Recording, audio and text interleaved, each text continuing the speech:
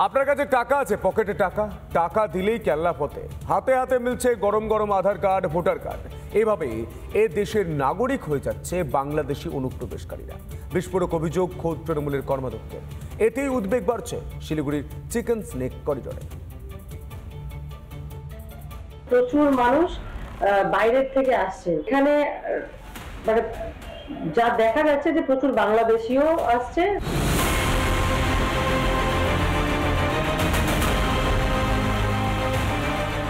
কোনো বিরোধী দল নয়, অনুপ্রবেশের এমন ভয়ঙ্কর অভিযোগ করছেন তৃণমূল পরিচালিত শিলিগুড়ি মহকুমা পরিষদের পূর্ত কর্মাধ্যক্ষ প্রিয়াঙ্কা বিশ্বাস। পরিচারিকার কাজের জন্য লোক খুঁজছিলেন তৃণমূলের এই নেত্রী। তখনই জানতে পারলেন বাংলাদেশ যোগের কথা।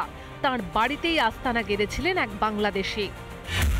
সূত্রের খবর, পকেট থেকে খসাতে হবে 10 থেকে 15,000 টাকা, তাহলেই মুশকিল আসান।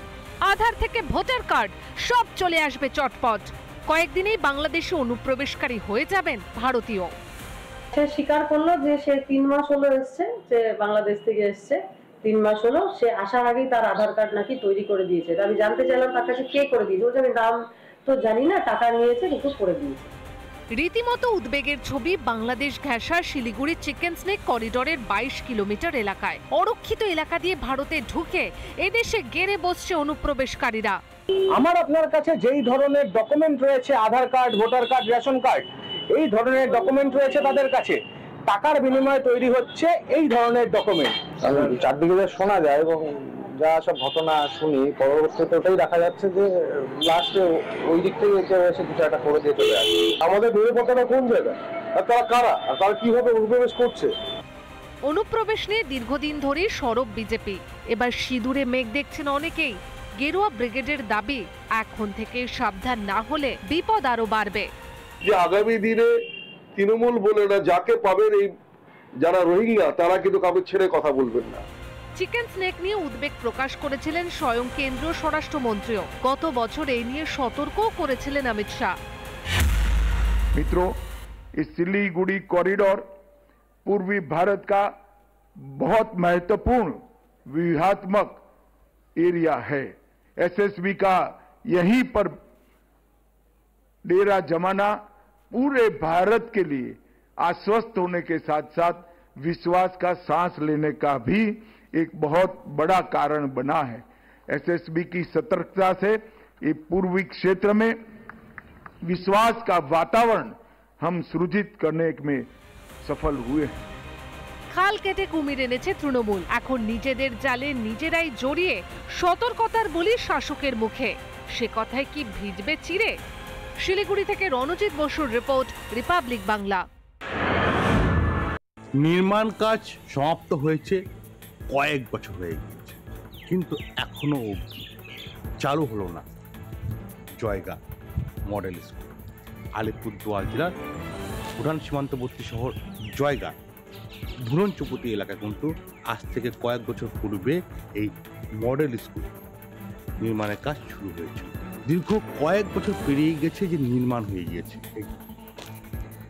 কোটি কোটি টাকা ব্যয় বিল্ডিং তৈরি হয়েছে, ঝাঁ চকচকে বিল্ডিং এভাবে পড়ে রয়েছে, কিন্তু এখনো অবধি কিন্তু স্কুল চালু হলো না।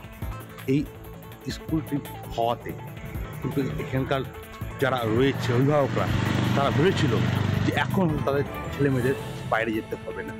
সেটা স্বপ্ন থেকে গেল। এখনো অবধি কিন্তু চালু হলো না জয়গা মডেল স্কুল। আলিপুরদুয়ার জেলার জয়গা থেকে চট্টোপাধ্যায়, রিপাবলিক বাংলা। 1 ঘন্টা পর স্বাভাবিক ট্রেন পরিষেবা। আজ সকালে ওভারহেডের তার ছিঁড়ে বিপত্তি। এই মুহূর্তে আরো বিস্তারিত জানবো। সুজিত রয়েছে। সুজিত, এই মুহূর্তে কি তথ্য উঠে আসছে, কি ছবি উঠে আসছে, রেলের তরফ থেকে কি জানানো হচ্ছে?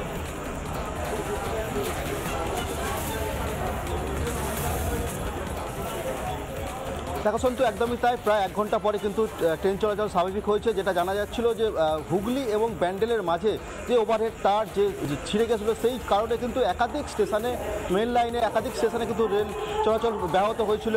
একাধিক স্টেশনে ট্রেন দাঁড়িয়েছিল। কিছুক্ষণ আগেই কিন্তু রেলের পক্ষ থেকে যে ওভারহেড তার ছিঁড়ে গেছিলো, সেই ওভারহেড তারের ঠিক করা হয় এবং যেই ট্রেনটি দাঁড়িয়েছিল যে স্টেশনের মাঝে, সেটা কিন্তু ছেড়ে দেওয়া হয়েছে। ব্যান্ডেল থেকে কিন্তু একে একে কিন্তু ট্রেন ছেড়ে দেওয়া হয়েছে। বেশ কয়েকজন যাত্রী রয়েছে। ট্রেন চলাচল তো এখন স্বাভাবিক রয়েছে। এই স্বাভাবিক হয়েছে, এই কিছুক্ষণ হলো স্বাভাবিক হয়েছে। এই একটা ট্রেন গেছে, আমরা এখনও দাঁড়িয়ে আছি। আমরা প্রায় 9টা থেকে দাঁড়িয়ে আছি। ওইদিকে বাস ধরতে গিয়েছিলাম, ওইদিকে বাসও পাচ্ছি না, আবার এসে দেখলাম এই ট্রেনটাও ছেড়ে দিয়েছে। এখন স্বাভাবিক, এখন এই একটু স্বাভাবিক হচ্ছে। আমরা চুচুড়া যাবো। কথা বলার চেষ্টা করবো। কতক্ষণ ধরে দাঁড়িয়ে আছো? এখন তো ট্রেন চলাচল স্বাভাবিক হয়েছে। হ্যাঁ, এখন স্বাভাবিক হয়েছে। ঘন্টা দেড়েক হলো দাঁড়িয়ে আছি। এবার দেখি একদমই তাই সন্তু। দেখো, এখন কিন্তু ট্রেন চলাচল স্বাভাবিক হয়েছে। যে সারাপুলি যে স্টেশন এবং ব্যান্ডেল স্টেশন, যে স্টেশনগুলি রয়েছে, সেই স্টেশনে কিন্তু একাধিক যে ট্রেন দাঁড়িয়ে ছিল, সেগুলো কিন্তু যাতায়াত করছে। যাত্রীদের যে ভোগান্তি, সেই ভোগান্তি কথা তারা বলছেন। এবং একদমই যাত্রী ভোগান্তি 1 ঘন্টা পর স্বাভাবিক ট্রেন পরিষেবায়। ছবির দিকে অবশ্যই আমাদের নজর থাকবে, যাত্রীরা কি বলছেন সেদিকে আমাদের নজর থাকবে। আপাতত তোমায় ধন্যবাদ। নানা ধরনের কন্টেন্ট দেখার জন্য লাইক করুন, শেয়ার করুন আমাদের ফেসবুক পেজ, সাবস্ক্রাইব করুন আমাদের ইউটিউব চ্যানেল। পাশাপাশি অন্যান্য ব্রেকিং নিউজের জন্য অবশ্যই চোখ রাখুন রিপাবলিক বাংলায়।